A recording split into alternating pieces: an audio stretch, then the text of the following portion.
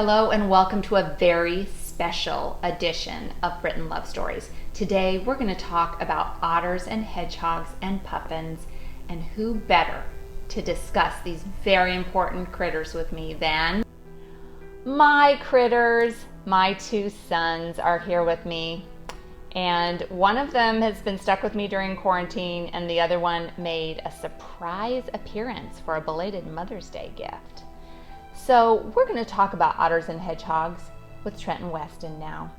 So tell me, boys, were you brainwashed your whole life to love otters and hedgehogs? Yes. Yeah, that's pretty accurate. Yep, my first, second, third stuffed animal was an otter. There was a cabinet in my room full of otter books, more stuffed otters. Yeah. And hedgehogs. Yes. Yeah, lots of hedgehogs. We have hedgehog salt shakers. Yeah, a lot of hedgehog and otter things around the house. I have a question for each of you. Weston, what's your spirit animal? I would say my spirit animal is a lion. Well, I'll tell you what I think your spirit animal is. It's a hedgehog. A hedgehog. And here's why. Because you're really, really cute. A little prickly, and when you feel like a little defensive, you curl up in a ball. And most importantly, and this is the most important one, you're nocturnal. It's not scripted. Definitely the nocturnal I guess, one's the yeah, I strongest. guess that's pretty true, actually. It's pretty accurate, honestly. I mean, yeah. Now, I'm not that prickly, though. I'm a nice guy. I'm approachable. yeah. Everyone yeah. likes me. I mean, No. If you were seriously prickly, then you'd be a porcupine. That's true. It's just like quasi prickly kind of. Exactly. All right. Makes sense. Exactly. Okay. My spirit animal is the otter, because otters are very extroverted and energetic and friendly, and I'm not always all of those things, but I want to be. So that's, and they're also, just keeping it real here, they're kind of attention seeking, and who else starts their own YouTube channel except for someone who's attention seeking? Now, I still think that the otter is Trent's spirit animal. What do you think your spirit animal is? Yeah, I'd say the otter, but the river otter, not the sea otter. Sea otters are like the sloths of the ocean.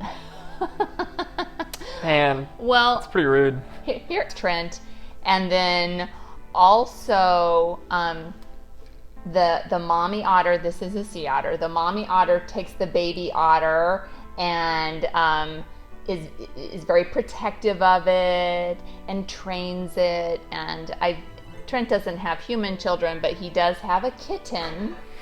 And I've seen how he is with his little kitten, and he's very, very nurturing, like an otter parent. So anyway, Thank you. so those are our spirit animals.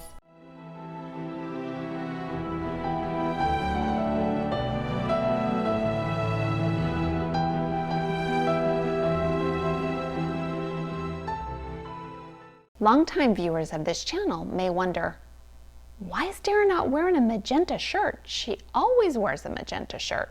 Well, I'm in costume today for this very important topic of the video, otters, hedgehogs, and puffins, and I am wearing a t-shirt that's over 20 years old, but it's my British Hedgehog Preservation Society t-shirt.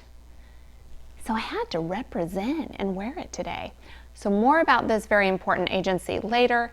Let's get to the good stuff and start the video. But before I start showing you beautiful pictures and videos, I need to do something really important.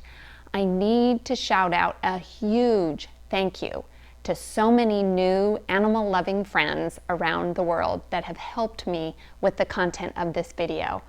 I have met so many fabulous humans in the US, Canada, England, Wales, and even Sweden, who have given me the permission to use photos and videos that they have taken of otters and hedgehogs. And I can't wait for you to see all of these gorgeous images. I am so humbled by the extreme generosity of these humans.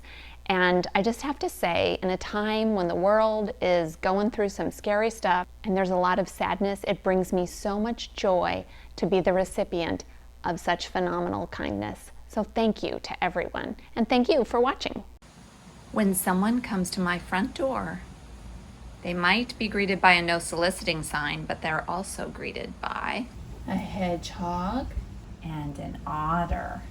Here's my little stained glass otter hanging in my front window.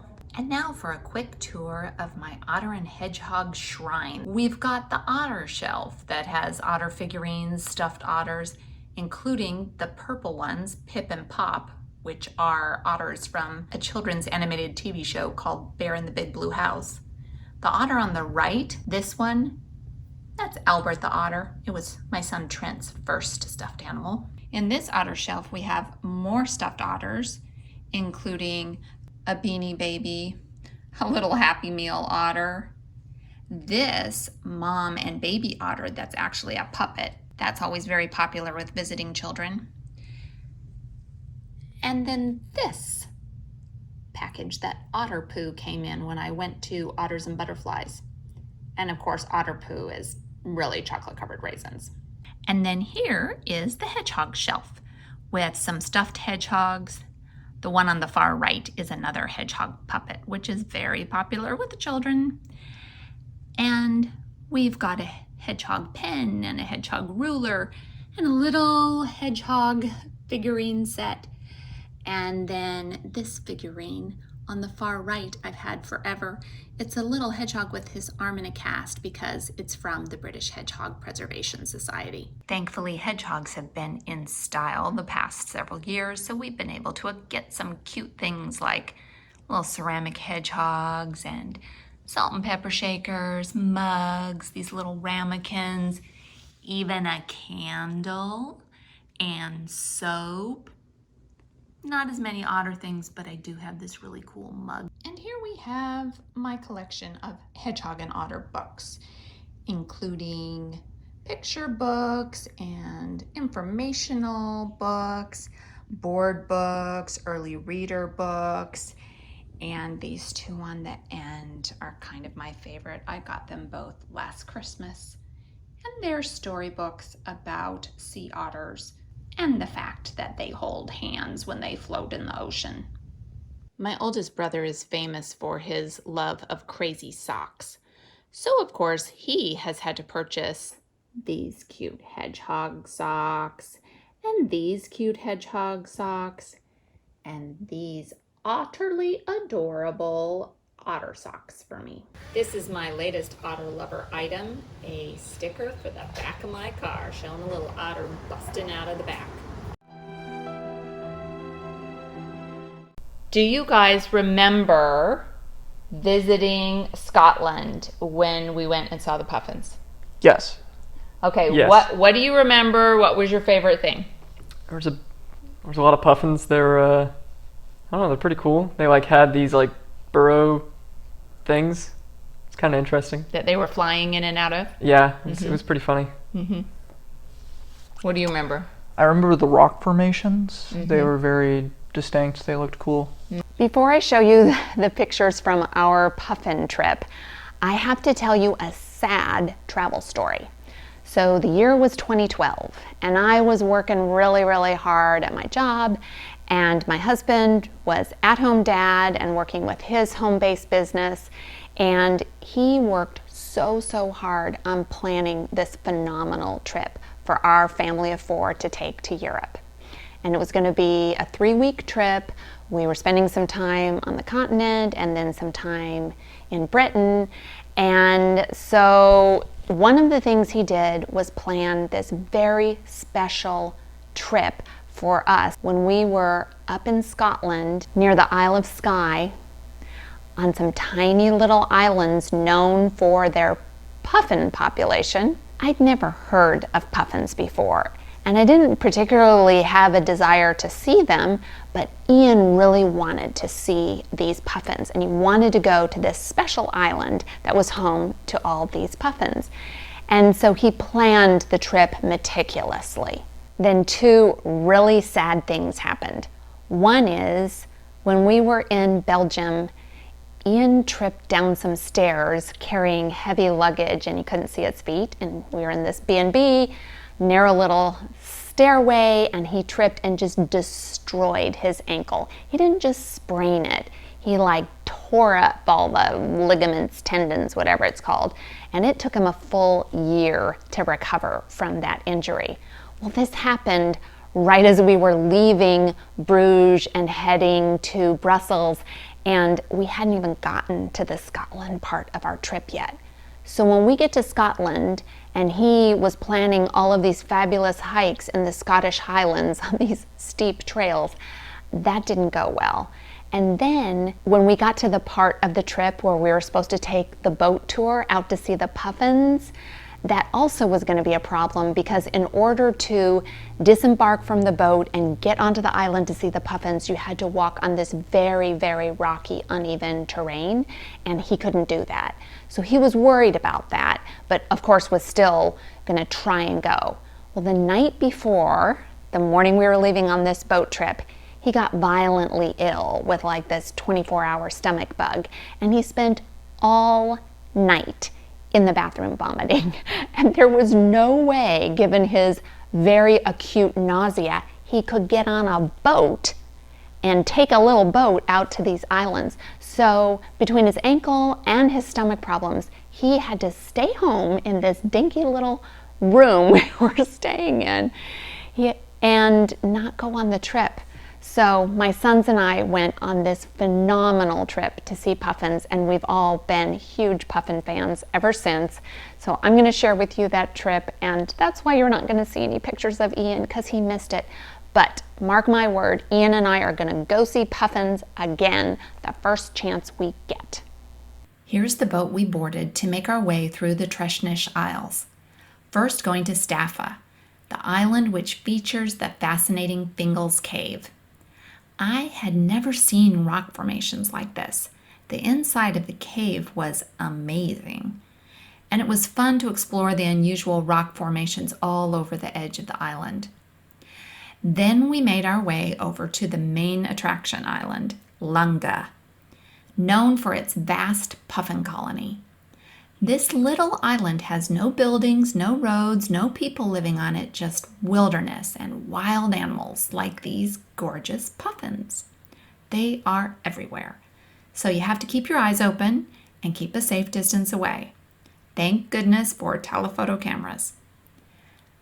The birds were perched on rocks everywhere, and it was so fun to just sit and watch them for ages, perching, flapping their wings as they took off, coming back to their little burrows where they were tucked away. We learned that the very best way to watch them was to lay quietly on your belly, and we all had to give that a try. Of course, Weston has a kind, animal-loving soul and ended up with the best picture of the day. This one is my very favorite.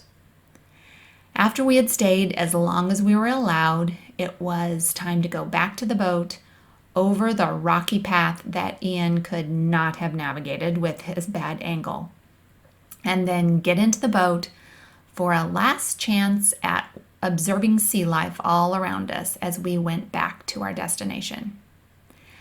I haven't seen puffins since then, but I'm hoping that in 2021, Ian and I might be able to travel to Britain early enough in the year for him to get his own much-deserved puffin adventure. Hedgehogs are another animal that I had never given much thought to before I started traveling to the UK. Now that I'm aware of hedgehogs, I love to see cute videos and photos that friends from around the world share. Like this cute group of photos of 5-month-old Lucy, who lives in Canada with her human, Jeff. They are really adorable and photogenic little creatures, including this little guy who recently joined my friend Meredith's household. His name is Goose, and he is posing here with Caleb. These hedgehogs are African pygmies, but what you find in Britain are wild European hedgehogs, as well as in Sweden, as shown here by a nature lover named Johan, who was lucky enough to capture these images of a cute wild hedgehog, including this toothy pose for the camera. These wild hedgehogs are in fact all over the British Isles, but sadly the hedgehog population is in dangerous decline in Britain, particularly in the countryside. I have enjoyed getting to know more about the British hedgehogs and all the efforts that kind Britons are making to protect these wild animals. I loved this story of Gemma, who was going on a walk with her son and found a hedgie that had fallen down this open drain pipe. She stopped, retrieved the little hog, and ensured that he was taken into care by a rescue agency. Thousands of Britons provide water and food for these hedgehogs who wander around on their nightly adventures. Some of these people, like Amy, set up night cameras to capture photos and videos of the munching. She is very conscientious and makes sure that any hedgehog needing care is reported to her nearby rescue center called Spiky Critters in Ashby-de-la-Zouch. Maybe I'm weird, but I love hearing this munching. So I'm going to give you the pleasure of hearing a few seconds of this hedgie enjoying his cat food and jelly and hedgehog biscuits. Here is another fabulous video. This one was captured by Jason of a wild hedgehog hanging out in his back garden. It is feasting on mealworms. And Jason was also lucky enough to capture a quick video of this sweet mummy hedgehog giving her hoglet a tour of the neighborhood. The British Hedgehog Preservation Society has done an amazing job of communicating to British citizens all the ways that they can protect hedgehogs. My favorite effort is this incredible thing called the Hedgehog Highway. To hear what it is, how it works, and why it's important, check out this 2-minute video. It explains it all. It's called Hedgehog Close and was put on YouTube by Environment Trust. I'll include a link in the description below. It's adorable, informative, and very family friendly. I absolutely love hearing stories and seeing photos of the Hedgehog Highway work that people are doing, like Emma in England, who has cut this cute little 13-centimeter door in her back fence as instructed. She dutifully opens this wee door at dusk each night to allow the hedgies to get their mile or more of trekking done each night without obstacle. I find all this preservation work really inspiring and hope that we can support these hedgehog protecting efforts to keep our prickly friends alive and thriving. Now we get to the otter portion of the story, and I'm so excited to share this chapter with you because, of course, I'm Magenta Otter. Otters are so important to me. I have to tell you, stay until the very end of the video because you are going to see the best video clip of this whole video. Some amazing otter footage, so don't miss out on that. But first, I'm going to answer the question I've been asked a few times. Why otters? Why are you Magenta Otter? What's the fixation with otters? Well, I have liked otters for a long time, long before otters were cool. When I was a little girl, my parents took me to see some otters swimming around, and I just thought they were the most fun, energetic creatures. I thought they're really cool. And we went to this large otter statue in Fergus Falls, Minnesota on one of our vacations. This is a terrible photo. Very pixelated, yellowed from years of sitting in a box somewhere. But I had to share it because this is my very first photo of me with any kind of otter. I think that this is my cousin Jill on top of the otter with me, but the picture is such terrible resolution, we can't know for sure. So growing up, I did have opportunity to see otters, always in some type of a zoo setting, and I just loved the opportunity. They were so fun, so playful. But the best thing is getting to see otters in the wild. And our family, my extended family, my parents, my 3 brothers, all of their kids, all of us went on this huge trip to the boundary waters of Canada. The network of lakes that are in the border area between Minnesota and Canada. And in these lakes, you canoe from one lake to another, portage your canoe in between, and you get deep into protected wilderness area. We also had to fish in order to have food to eat during the week, because there was no refrigeration. Well, my dad was an avid fisherman, and my favorite story on the trip is that he had gone out fishing and had a stringer full of fish that was hanging off the edge of the canoe, and he just had it staying there so that the fish could be kept on the stringer until it was time to clean them and eat them for dinner. Well, along comes an otter and's like, woohoo, I hit the jackpot. Here are all these fish and they can't swim away. So this otter was just going to town gnawing on the fish. My dad was very upset because that definitely put a dent in our dinner plans, but I just thought it was hilarious seeing this otter feasting at this captive buffet of fish on a stringer. Well, then the otter story continues because I married this handsome Englishman named Ian, and we went to Britain together for the first time. And we went down to Devon because that's where his grandparents at the time lived, and I went to a place called Ottery St. Mary. Now, that name alone is phenomenal because it's like a cross between some fictional town in an Agatha Christie novel and a place for otter lovers. And what I loved even more was seeing all the places in this little town because all the businesses had names that were otter related. And the Otter Fish Bar was my favorite actually, but Otter Gems, I mean, they just were so cute. And then we went to my first visit to an otter sanctuary. It was a place called the Escott Aquatic Center in Devon. And there I was able to meet these two adorable little critters named Olivia and Othello. And this was my first time getting to hear otter squeaking. I thought it was so cute.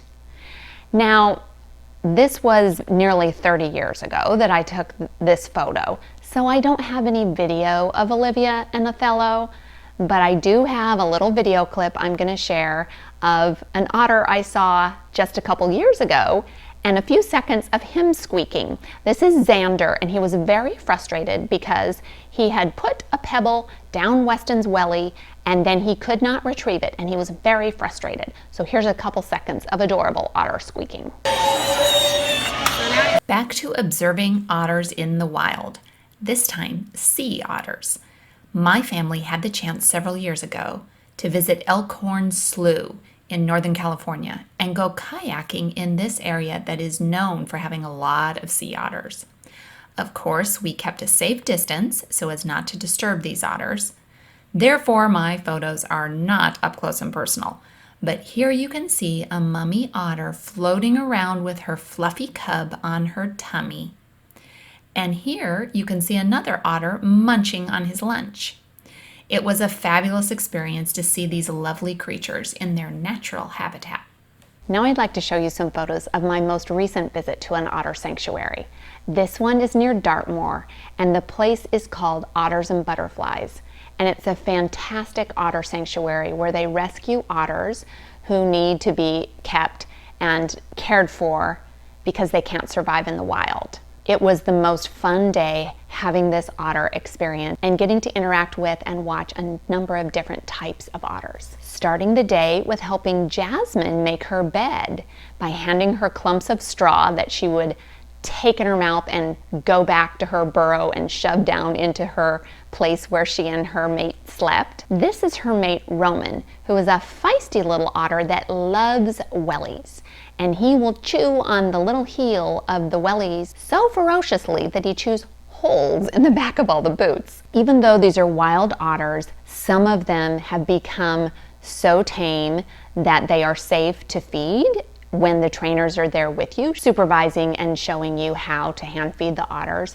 This is just an amazing experience. So here's me feeding raw meatballs to Jasmine and Rowan, and here is Ian hand feeding a whole trout to a British otter named Brooke. Here is another image of a British otter just chilling and having a swim. So fun feeding the small clawed Asian otters. We were sitting on this log with the raw meatballs again, and Ian was making Hercules beg, which I thought was a little bit mean, but he didn't make him beg for too long, and then he paid him off by feeding him a raw meatball. This picture shows the pure joy on my face, just having literally a perfect day meeting, watching, and interacting with these amazing, gorgeous otters. And the last photo from this day is my kind of bad picture because it's extreme telephoto, but I snapped this photo of Jasmine. She was not laughing, but it looks like she's laughing, so this picture just always makes me happy.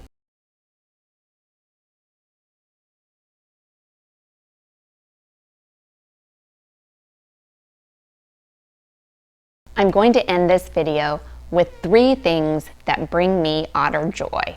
The first one is adopting otters.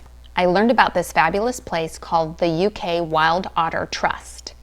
And here is their website. I will include a link to the website below in the description of this video. You can go to the website and see these adorable otters that they have in their rehabilitation center. And they allow you the chance to adopt these otters. By scrolling, clicking, it takes you to their shop where you can put an adoption payment into your cart and pay for it. And once you adopt, you get these really cool certificates of adoption saying who you have adopted. And then even better, you get these amazing photos of the little babies that you've adopted. The special one that really tugs at my heart is Loki. And this little otter cub is special. Most of the otters there at the rehabilitation center are just there for a while they nurse them back to health and then release them into the wild, because that's their goal at the UK Wild Otter Trust, is to get those otters back into their natural habitat. But unfortunately, little Loki is an otter cub that they discovered is blind, and so this otter won't be able to survive in the wild and will be living in that rehabilitation center the rest of its little otter life. So I made an adoption payment to help with Loki's care, and I hope that you might go visit the website and make an adoption payment as well. Another thing that brings me otter joy is getting to meet other otter lovers, and I have done that on some amazing Facebook groups like 30 Days Wild and the UK Wild Otter Trust. So I hope if you're an otter lover that you might check those out, because it's a place where you can see wonderful photos of otters in the wild, learn a lot about otters and their preservation. And now for the best part, this amazing video that Tom captured. He lives in Wales and went to this crystal clear stream and was able to capture this otter in the wild swimming back and forth. It is stunning. I hope you enjoy it.